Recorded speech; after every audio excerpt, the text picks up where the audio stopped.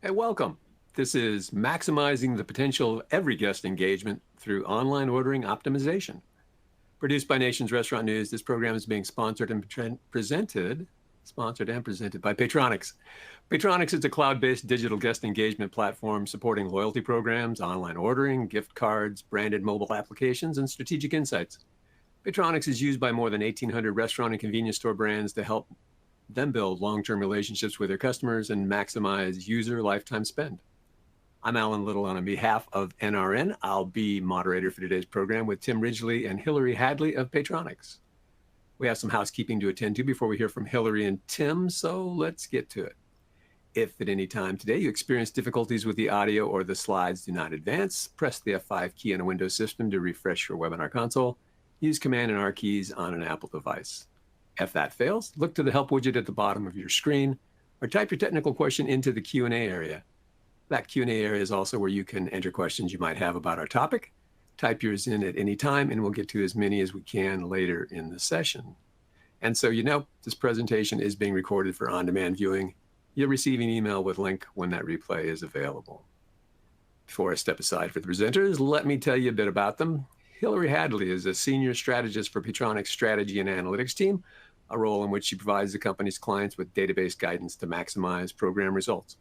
Hillary has a PhD in developmental psychology with a concentration in statistics from the University of Massachusetts at Amherst.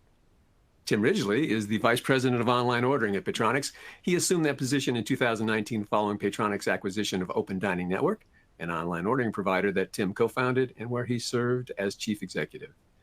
So with all that said, I'm going to hand things over to Tim Ridgely. Tim. All right. Thanks, Alan. Okay. And thank you all for joining. Let's talk about maximizing guest engagement through online ordering. And this one, if you've been following along our little series here, is going to be a little more data forward. So we're going to talk about key performance indicators or KPIs. And really, because if you're going to optimize something, you want to have a way to measure it and improve it over time and baseline these kinds of things, right? So we're going to step through both revenue and guest engagement focused metrics. But to start with, let's just back up a step and think about how do we think about KPIs to start. So any KPI is about, it's a snapshot, right? It's saying, hey, how are we doing right now? And then if you take a series of snapshots and map them over time, you can say, how are we doing over time? Are we getting better? Are we getting worse? Are we holding steady? And the thought here is being that you can benchmark and then make changes and see how those changes impact the KPIs you want to impact, right? So we have a pretty good perspective at Paytronix where we can start to tell you what does good look like, what does great look like, and when we zoom out. And then for you as a brand, and you can think about what should we focus on, right? You only have so many arrows in your quiver. So what do you think is going to be the highest ROI thing for you to go impact? So when you take your KPIs, you have this nice single pane of glass. It can be hard to attribute any particular change, right? If you've run a marketing campaign, you probably have the challenge of attribution all the time, right? But if you have a strong benchmark for a given KPI, and then you have a theory about how you're going to go impact it and say, well, what if we try this thing? How would that impact performance of a certain thing, right? Then you can try the thing and say, oh, well, we saw a lift here, so on. So I want to show you a really concrete example. And this is data from a case study we did. So real data, here's a client, here's our online order volumes. We removed the y-axis here, but it doesn't matter. You can tell pretty flat, right? And it's interesting if you ignore the dotted trend line here, that really any particular point can look kind of noisy, right? Like it's going up, it's going down, okay, fine. But the trend line makes it really, really clear. This is basically flat, right? And then they switched online order providers. And this is the only shameless plug you'll get from me today, but they switched from their prior provider to us. And you can see pretty clearly the trend line goes way up, right? And when you compare the before and after, clearly you can see the lift here, but those trend lines are what's so important, right? So imagine if you're in this client's shoes and you have this really clear KPI of your online order volumes, and then you trend line it over time, and then you make a change, and you can see, oh, wow, here this worked, right? Quite provably.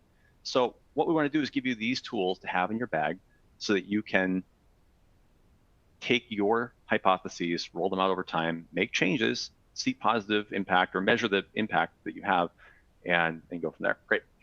Okay, let's dig into some KPIs. So what we really wanted to do is imagine, okay, if I am in an online ordering operator's shoes, what are the things I want on my single pane of glass that I want to pull up every day, every week, check in on, stamp in a dashboard?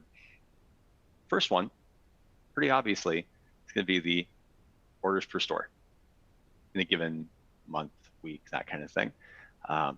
This is a very simple metric, right? It's how much are people using your channel, right? And we zoomed out here so you can see our overall platform benchmarks. And this is, again, pretty clear. Most stores do 200, 250 online orders per store per month. On the higher end, with the 75th, 90th percentile, you can get in the 380s to 700 kind of range. It depends a lot whether you're in QSR, FSR, or C-store. You can kind of see the breakdown there too. We want to give you a sense as we step through these. Where are we? Where are you on this range, right? And how do you compare to your competitive set? This is where you want to get really specific, right? So if you're fine dining, you're going to be different. And fine dining pizza is different than a takeout pizza, that kind of thing. So you'll want to think about what makes sense for you and your competitive set. But I think someone's having trouble with the slides. Alan, anyone else here? I just want to make sure the slides are working. If that's not working, we'll not be doing well. I'm going to keep going, but hopefully everyone can see the slides. Okay. So orders per store per month, really basic thing, but map out this KPI, and then you can see how you're doing over time. And then as you make changes, you can see how we're doing, right? Whole bunch of ways you can impact this. It's a second order metric for sure. Okay, but good starting point. And track over time. Great. Okay, next one. Again, these are the two really obvious ones, right? How many orders per store per month are you getting? And then what's your average spend per order, right? Again, just an indicator of the general channel use here, track over time. But you can think of some ways to optimize this one, right? And the thing we've seen most effective here is a cross-sell, right? Cross-sells and upsells. So make sure that your ordering channel gives you some way to do suggestive selling and upselling to say, okay, what goes with my pairings? And even something as simple as adding modifiers to say if you can add bacon, add avocado, add extra things to a given item, and make sure those are presented in a pretty clear way for guests to select to move that check upward. So what you're looking for here are just ways to improve this over time, but again, benchmark it. Okay. Here's a meaty topic. Order success and order failure rates. So what you want to do is look and say, when a guest submits an order, how often does that order successfully submit and go all the way through to fulfillment? And we're showing here one of the graphs that we expose within our system to show the numbers here aren't exactly real, but that a bunch of things can go wrong at various stages. So that maybe a payment gateway doesn't work correctly. Maybe sometimes a point of sale integration doesn't quite work correctly. And you can see if you're dropping these things on the ground, these are guests that are ready to order from you and they're failing. This is getting better over time, especially with like cloud point of sales becoming more reliable. We've seen this improve, but your target here is certainly 1% failure or less, and hopefully way less. We used to see, I've been doing this for about 15 years, and maybe a decade or so ago, you would see this kind of be in the 1 or 2% range where an online order would not make it down to the store because the POS is offline or something like that. You'd have to try and recover that order. But if you can measure this, this is kind of an IT project, but when you can see this level of failure and then go in and correct it, this is just immediate found money straight to the bottom line. So you want to measure this, make sure this is working, see what's going wrong through the process. And there's, I hate to say it, but there's usually something, right? If you dig in, and maybe it's only a fraction of a percent, especially if you're across many stores. If you're doing 50 plus units, you probably have something that's going on once, twice, 3 times a month that you can go correct. And those are straight to the bottom line, right? So whatever's going on, and typically these are like point of sale, payment gateway, those kinds of things that you want to go and correct. Maybe within the payment gateway, you have additional validations and things that are going on, velocity checks, things like that, that might be dialed in too strictly, so you can make adjustments there too. So it really depends on like, what's exactly going on. But in general, I would benchmark my order failure rate as orders submitted by the guest to successful completion and see if anything falls down in between there. All right. We have a couple here around guest engagement. So the first one I want to get into is order completion rate. And there's a lot we can spend time with here. So our prior talks were really around an order funnel. So a guest arrives at your website through your app, however they get to your property, and then they view your menu, they start an order with you, they add something to their cart. Trouble is, a lot of people are just window shopping. And so for me, I think the most effective metric is not just people that view the menu and convert, but people that add an item to their cart and then convert. So this is the one that I really want to dial in. So if you imagine this kind of 4-step process of someone starting an order, viewing the menu, right, adding something to their cart, starting checkout, and then completing checkout, you want to look at each of these steps. And typically, what you want to see is when someone adds an item to their cart, that's expressing purchase intent, right? They've said, hey, I've raised my hand, I've added something to their cart, I want to buy this from you, right? Get me through the process as effectively as you can. And you'll have people fall off, right? We see a lot of card declines, those kinds of things. It just happens, it's part of life. But really, you do want to get as much of that through as you can. So this is the metric I want to focus on the most, right? And before we press on too much, if you take a second and just think, for my concept, if a guest adds an item to the cart, what do you think your conversion rate is for that? What percentage of those guests actually go through and complete their order? Just file that away. I'll pause for a second. Here's what we see. So across our platform, here's how it breaks down from a histogram standpoint. Once someone adds an item to their cart, the median range is around that 76 to 80% likelihood that they're going to check out, complete their order. So this would be a really strong one to benchmark today and to go look and say, where do I sit on this graph, right? If you're at 92%, awesome.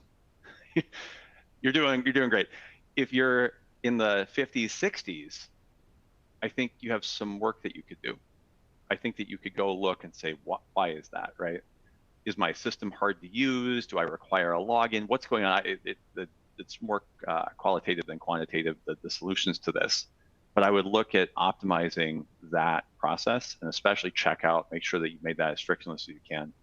But this is what we see in general, that you should be, once someone adds an item to their cart, you should be getting 75, 80% of them through the process.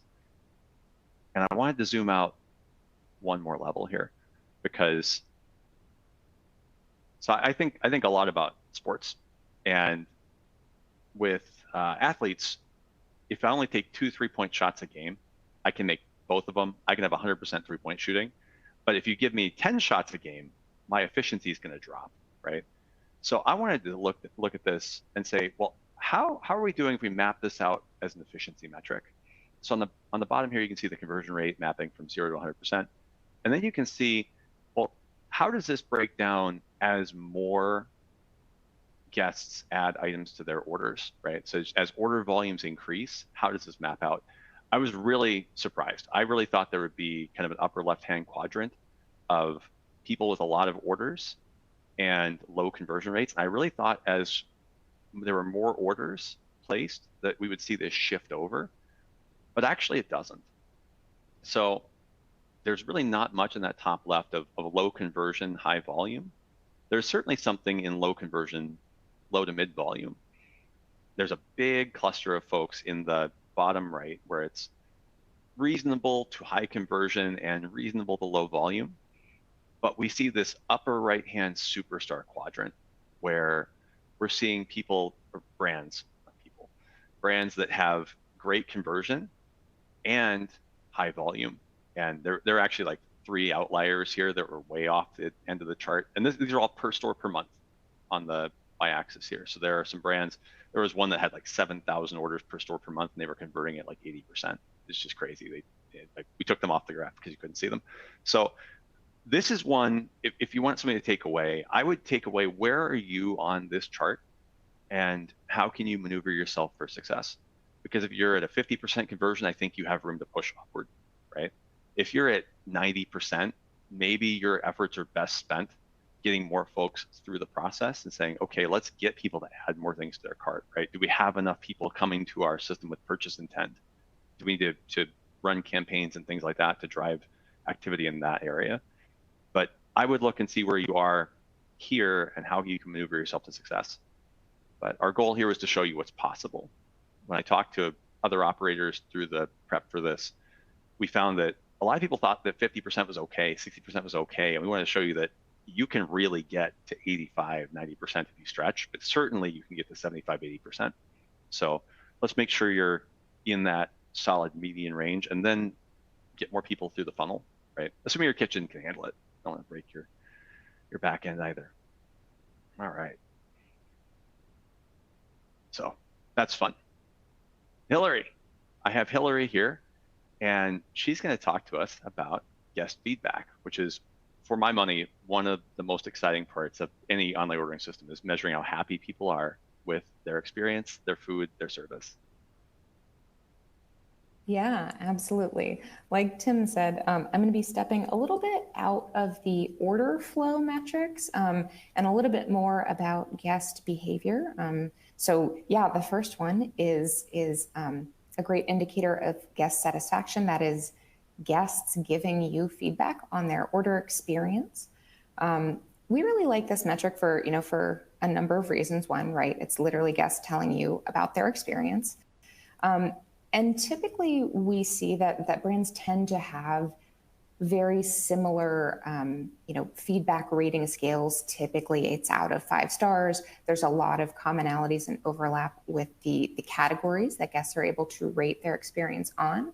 So this is actually a really great metric that we can benchmark without, as many caveats of making sure you're super specific on the competitor set. This can be, a broader comparison. So in terms of what we're sort of currently seeing, out in the industry, generally speaking, you should try to aim for a 4.3 or better in terms of overall average feedback. Anything below that is starting to dip, maybe with the exception of convenience stores. Anything below that is starting to indicate maybe there's a problem somewhere. In addition to looking at the overall average feedback rating, we really like the idea of tracking feedback for each specific question you may be asking in order to really capture those specific pain points. This is a really great one to be in the loop with operations teams, with store teams, to really drill down, again, into specific areas of feedback to understand where you can improve and get those easy wins in creating happier customers. One additional thing that we've seen be really successful is actually responding to guest feedback, particularly when guests are leaving negative feedback or lower ratings. We've seen that responding to negative feedback can really help drive return visits. It can help recover those upset guests. And in the past, specifically, we've seen that offering a coupon or some sort of incentive after someone has a bad experience can not only do a great job of getting them back in the door, but can increase their check size on their next order. So really driving up the value of those guests.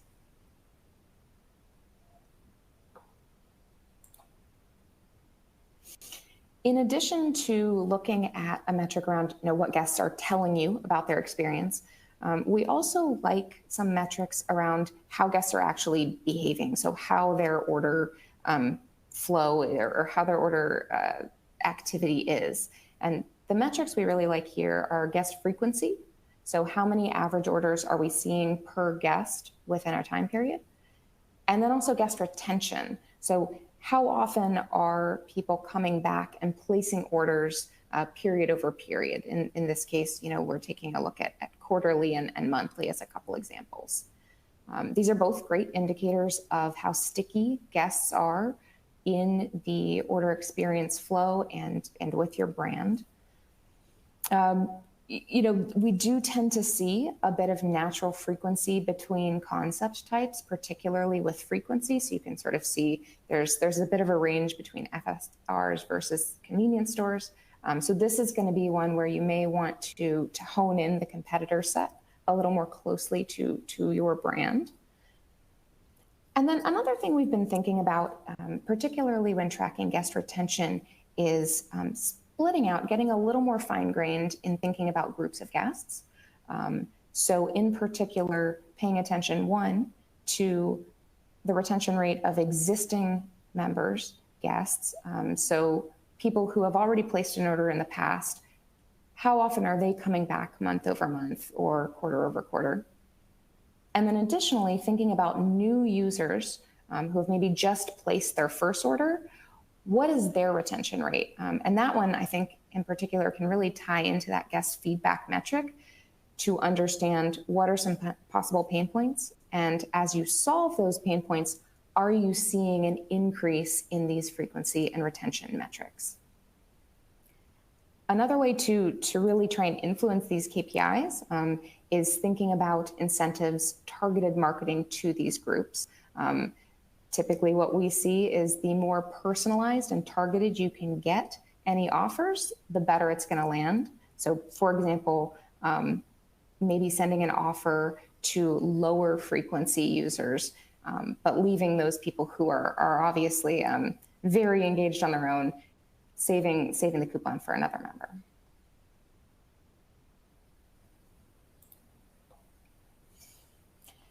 And then in addition to tracking the behavior of existing guests, again, we really want to think about how well are we doing getting new users into the mobile ordering experience? How well are we doing filling the bucket? There's always going to be a sort of a natural attrition at some point. People are always going to sort of drop out, not place another order ever or for a while. So it's always great to be proactive and make sure you're attracting new users in. This is going to be one of those metrics where it's really great to track over time, especially as you're trying different tactics to influence people to start placing mobile orders for the first time, and just to be wary of who you're comparing to. It's also a really great idea to, if possible, track where new users are coming from. So is it someone who had previously placed a third-party order with you and now they're converting to first-party? Is this an existing maybe loyalty member and they're new to your online ordering channel? The more detailed you can get into this, the better you can understand where your wins are coming from and where you could play around to improve getting new users in. Then we do really love this idea of converting those third-party guests to first-party users. The reason being, we see that first-party online ordering users tend to be more valuable. They tend to, to have 35% more items per check, and they're also more likely to have that good brand experience with you.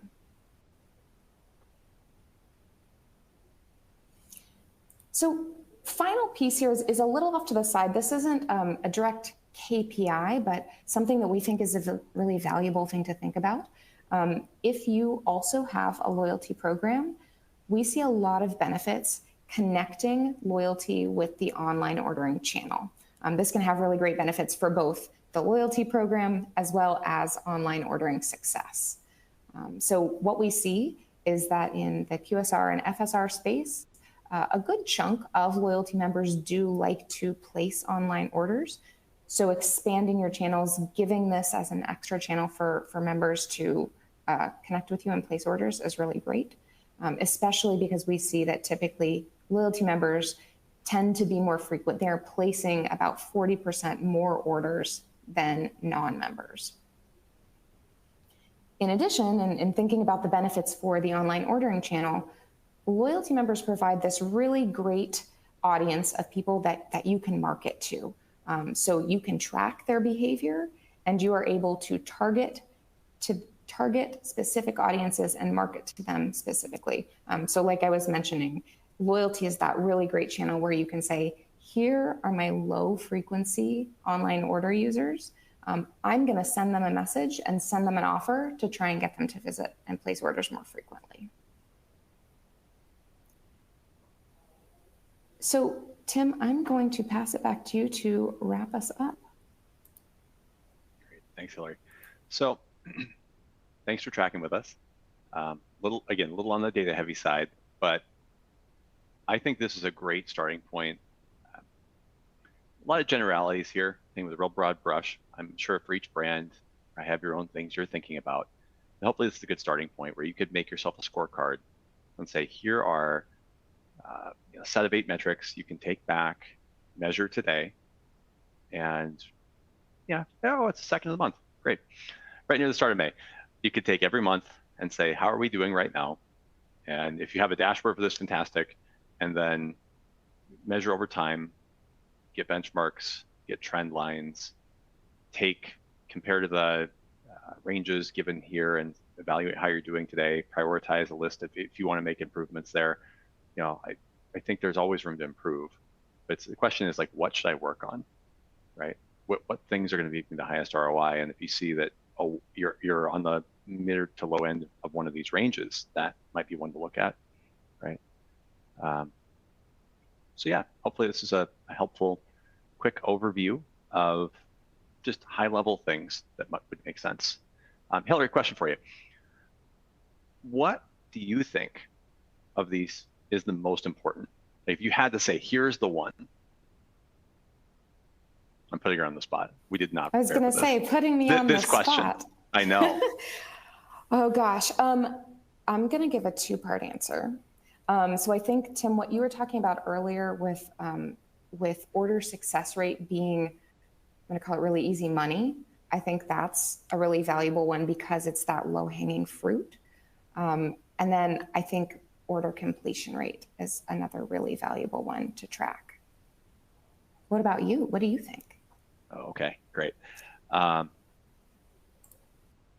agree with that. I would look at both of those as a first pass, right? And see if your order success rate is, or if your order failure rate is 2%, you have a major problem. You should go fix that right away, right? It should be well under 1%.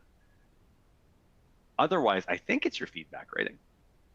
I would look at your feedback rating because what we've seen when we zoom way out is that, and this is kind of an obvious thing, but brands with great guest feedback ratings tend to do well across the board on lots of other things.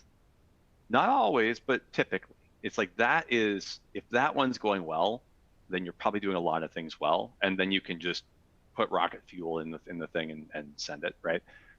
If you look at your guest feedback and you say, oh, geez, and this was one it took me years to learn, a 4-star is not that great, right? If you think about a restaurant that you go to or a concept you go to, and you give them a 3-star, are you gonna go back? Are you like excited to go there? Like, not really, right? We're not excited to go to some place but for a 3-star experience. So you really want to get in that 4.5, 5-star kind of range where it's like, okay, that's great, right? We're really happy with this. So a 4-star is average, right? A 4-star is about average. It's fine. It's not objectionable, but it's not amazing. 3-star, fine. So that's where you look and you say, boy, if I'm not hitting 4.5, 5 stars, why, right? Like, why are we not hitting the mark here? Are guest expectations wrong? And they'll tell you. Like, you can just go look at the feedback surveys and see what's going on there, right? But if you can maneuver that thing upward, you're going to do great, right? So I think that's probably for me the big one, right? It's also the hardest one to move, probably, but I think that's it. And Tim, just to echo a point you had shared really early on, I think that really speaks to the importance of everyone having visibility into their data and understanding, concept, competitor set, industry benchmarks. Because with some of these, like the average feedback rating, what constitutes good or great might actually be different than your intuition. Yeah.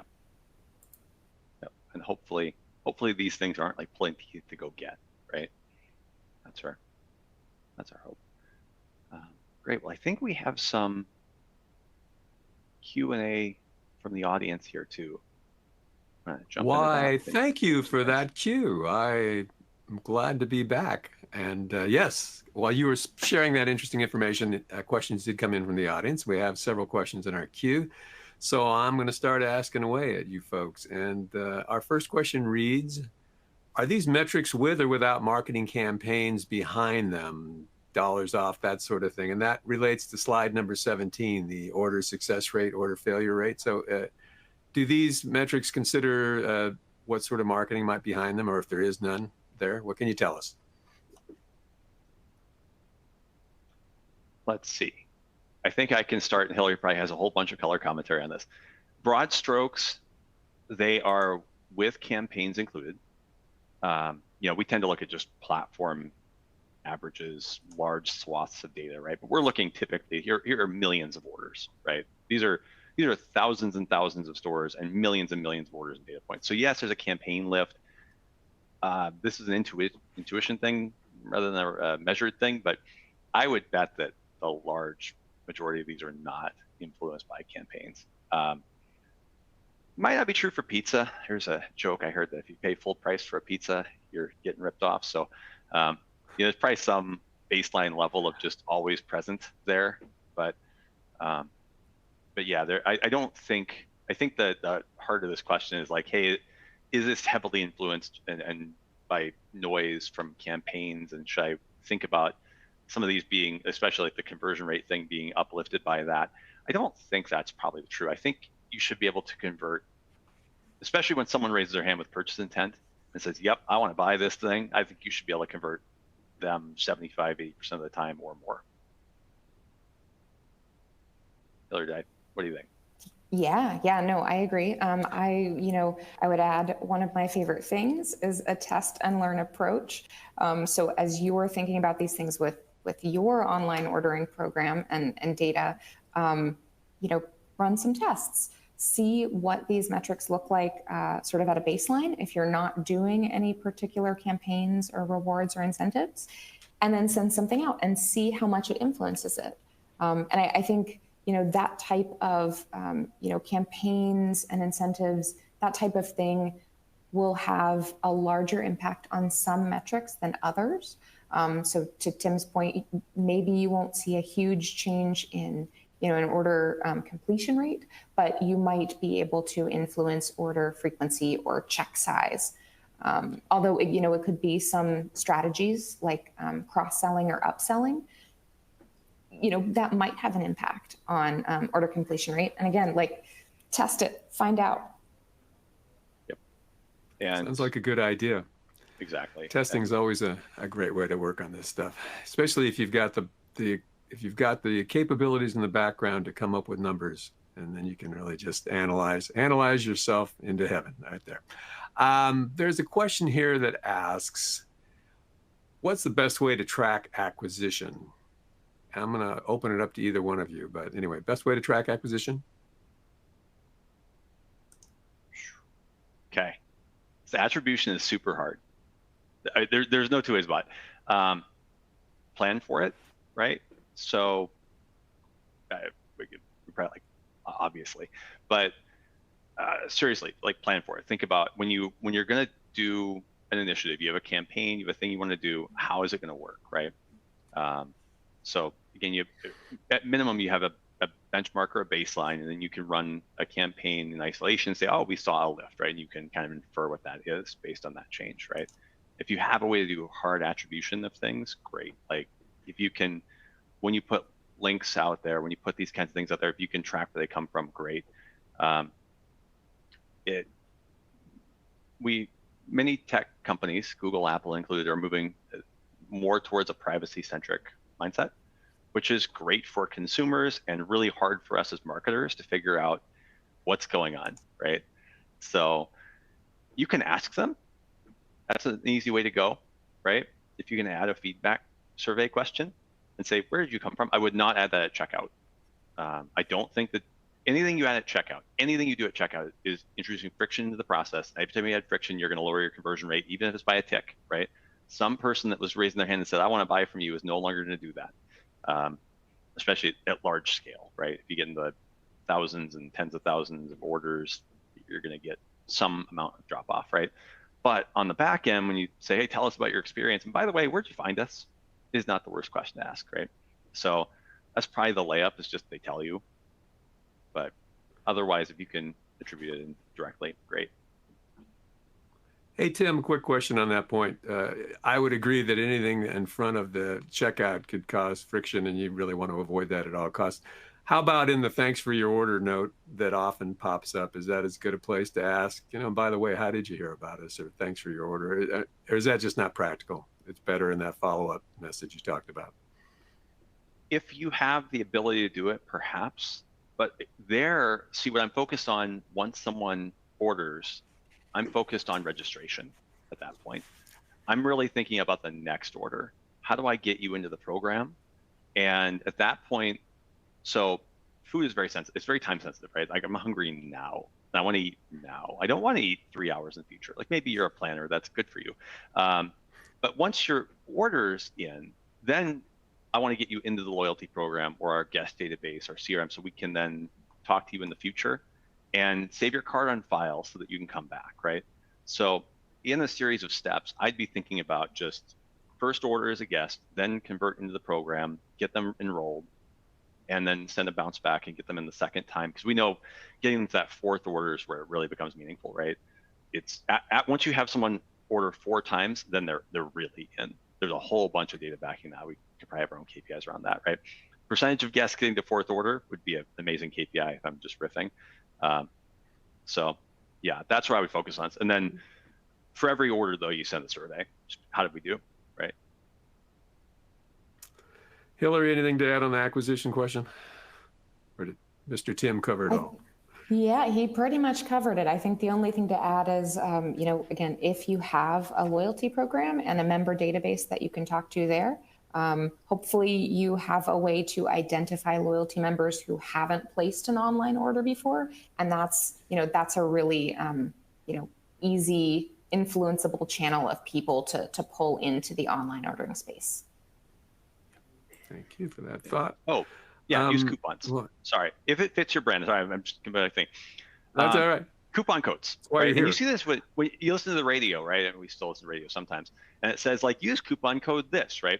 That's 100% attribution, right? That's them saying, here's this thing. So at minimum, just use distinct coupon codes for each channel that you're trying.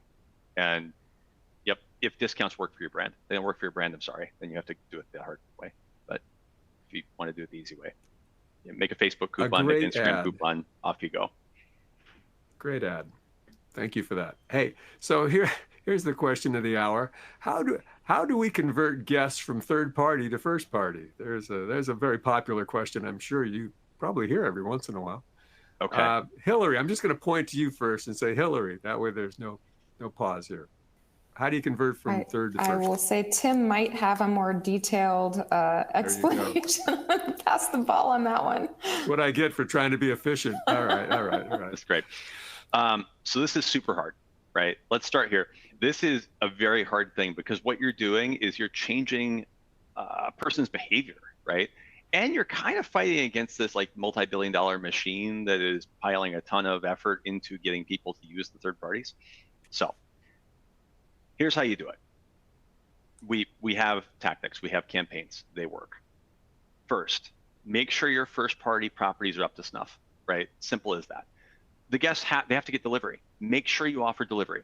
And the third, you don't have to do it in-house, right? The third party channels offer white labeled delivery services. Uber Direct, DoorDash Drive, so on, Skip the Dishes up in Canada, those kinds of things, right?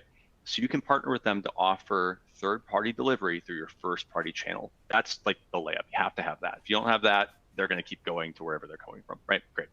Now, they are overpaying on the third-party properties, right?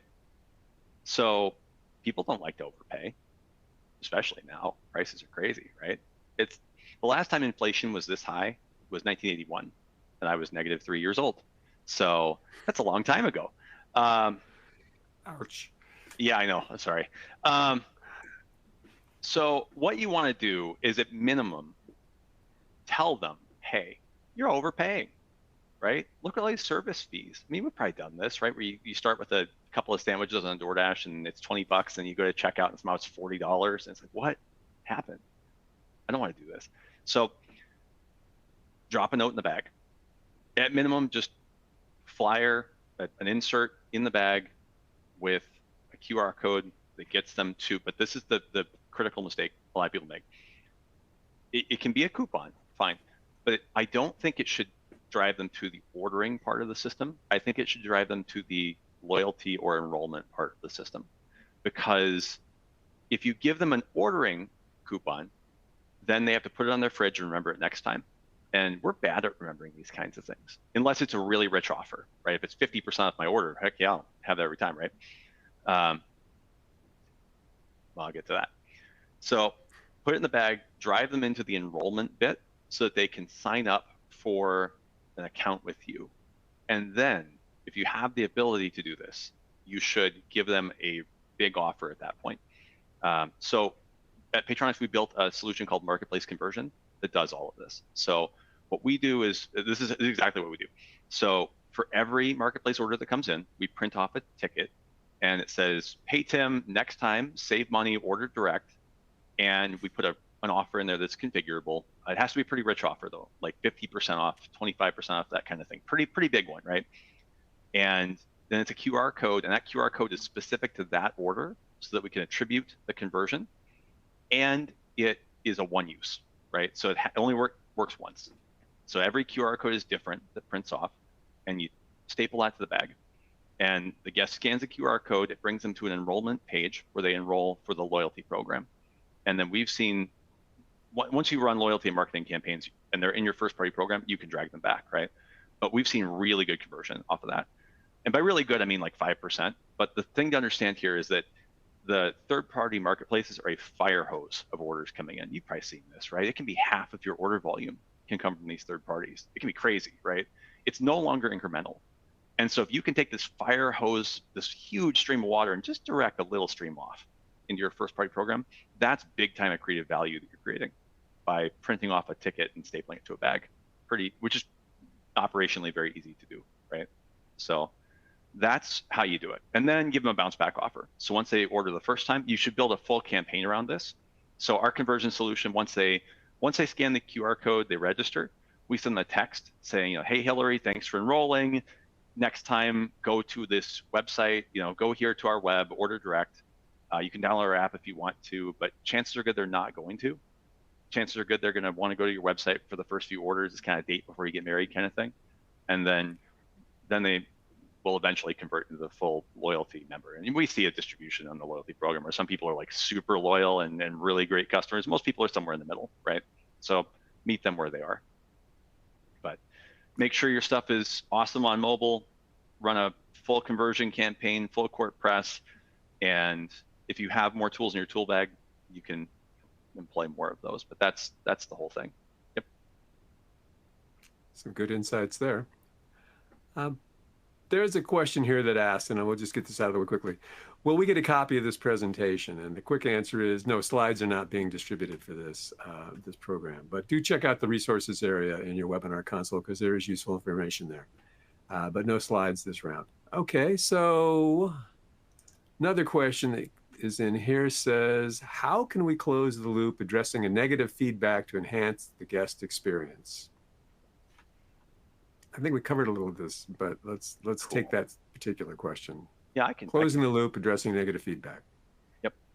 So, well, the first one, do it, right? Like make sure that you respond to guest feedback. We've seen, there's a different case study around where guests that leave a 1-star feedback, but then get a response are like 5 times more likely to come back. Like it's crazy, the ROI on these responses. Make sure your feedback solution gives you a mechanism to respond. Ideally, it's like a dashboard or something that's easy to use. And otherwise, you can go back to handwriting email, if it's really bad, you should call the guest, probably have your manager reach out directly. But make sure that's as easy as you can. This is one where we've used generative AI. So you've seen like ChatGPT, these kinds of things. We were pretty early to the show on this one. And we leveraged generative AI in our feedback response tool. Restaurants or brands that use it, not just restaurants, but brands that use our feedback response tool and use the generative AI to write for them respond to 5 times as much guest feedback.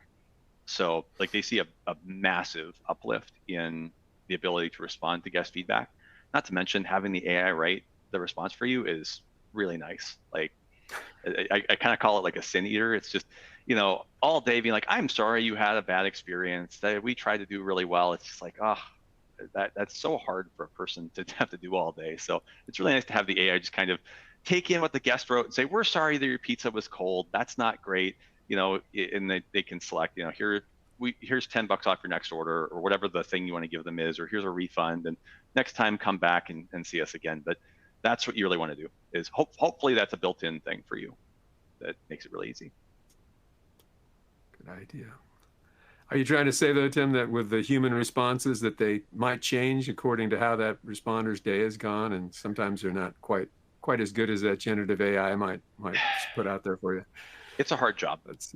That is a hard job. Yeah. Absolutely. Well, I have another question here that says, what are the best tools for collecting guest feedback, and at what point in the order process should we be seeking it? Again, we sort of touched on some of this stuff here and there, but this is a direct question. Yeah, I think we hit on this, right? After their order, right? Not before. And I probably would not do it on the checkout page. I would probably drop them an email, maybe a text if you're into that, but I would probably drop them an email about an hour or so after their order. You see pretty good conversion, give or take. But make sure they have their food before you send it. That's kind of a decent thing to do. So give them, make sure the order's in the end, give them an hour or so with it, give them a half an hour, and then just send an email and ask. So your solution hopefully does that for you. But yeah, don't do it earlier in the process. And I would, after checkout, I would just focus on conversion into the program. That's your big goal, is get to that next order, right? More than anything. Okay, thank you. Excuse me. Here's a question that asks, what are the most common causes of order failures, and how can we troubleshoot them? So, yeah. Tim, I'm going to start with you, and maybe I'm right this time. This is tech. This is typically tech. Well, I guess the most common one is a credit card decline, and I don't know that you can troubleshoot that too much. Cards decline. That's the big one. There is not much you can do to fix it. If you require a whole bunch of address fields, I beg you to stop doing that. Like, please, a zip code, fine. You can ask me for a zip code. You ask me for a security code. If you're asking guests to type in their full city, state, street address, country, like, stop. That's not helping you. I'm quite certain in asserting that the AVS bit is not helping you, and it's just making your guests type in a bunch of extra stuff and making them sad. The zip code may help you. It may also help your credit card processing rates, so you may want to keep that one. But otherwise, I would probably not. Ask for as little as you can get away with, right? Otherwise, order failures tend to be, it's payment gateway and it's point of sale. And it's the kind of thing that if you're just 1 or 2 units, you might not see a whole, if you see a problem, that's not great, because you're probably doing 300 orders per month per store, times 2 stores, 600 orders per month. You might see, if you have a 0.5% failure rate, that's like 3 orders a month. So it's still not good. You don't want to disappoint 3 people and because something broke. But if you start at scale, you're doing 10,000 orders a week, oh boy. Now that 1% starts to be pretty meaningful, right? So that's where you're going to see these causes. And it's typically a point of sale thing. Sometimes they just fall over. But you want to know about that and hold them accountable. You can change points of sale. That's a pretty drastic change, but we've seen that. Just if your provider's letting you down, you can absolutely just switch, swap the whole thing. But yeah, it's typically point of sale and payment gateway. It's very specific. So you really have to have the visibility into that. And that's one of the things that we've been working on really hard with our observability tools, is giving operators the ability to pry in and see that graph I showed there, but you can click on each step of that graph and see what's in this. What does it mean? And it might say error code 802, and we're like, that means something on the point of sale or on the payment gateway side, but you can go and investigate that and figure out what's going on, Okay, thank you for that. I was looking over the question I have here. This would appear to be our final question, unless somebody is inspired in the audience to give us one more that we want to leap on. But here's a question that asks, How can we improve our website app design to increase conversion rates? Okay. Now you're a website designer. Go for it. Yeah, there's a lot here. There is a lot.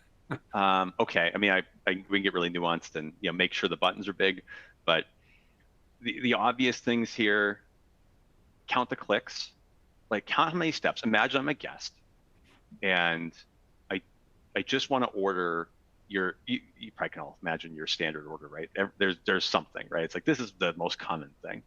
It's a large pepperoni pizza, that kind of thing, right? Great. I just want to do that. Count from scratch on your phone. It's mostly iPhone, right? Like most orders are mobile, and most mobile orders are iPhone. Pull up your stuff on a browser. They Google you first, right? They're just putting your brand into Google. They want to order with you. That's where they come in. So when they find that and they hit order online, what happens? Where does it take them? How can they get to your first party property, right? Because if they're being diverted into a third party from that point, well, there's your problem. How can they get to the first party web ordering property? And then how easy is it, right? And then following just the most common path, right? If they're delivery, great, put in delivery. How easy is that, right? Think of ways, can we make that more effective, right? Can we streamline that process? Where did I get hung up? What's hard? Silly little things like, does it have the right keyboard type for my zip code?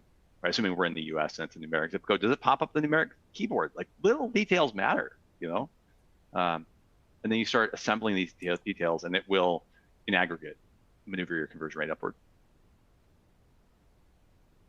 There you go. Zip code keyboard. Sorry, we're landing on that, huh? Yeah. Cool. Yeah, there you go. Well, I'm sure Hillary will be back, but I can't say for sure where she went. Ladies and gentlemen, we've completed our mission for today, but before we sign off, I would like to thank our topic experts, Paytronix, Tim Ridgely, and Hillary Hadley. Also, big thanks is in order for our sponsor, Paytronix, whose support made this program possible. And one more thanks is in order to you, members of our audience, for your time, attention, and questions. If we didn't get to your questions, someone will get back to you offline, and please keep an eye out for the email with replay information and share it with a colleague. And I would mention about that replay. Someone asked about slides and if they're available. Hint, hint, wink, wink. Just look at the replay if you'd like, and you can scroll through that replay and watch it as slow as you want or as many times as you want. And then you'll have that slide access again one more time, even if you don't have it sitting on your desktop. So with all that said, and I want to make sure I've thanked everybody and done stuff, I would say if you haven't already checked out the resources widget of your webinar console, take a look now.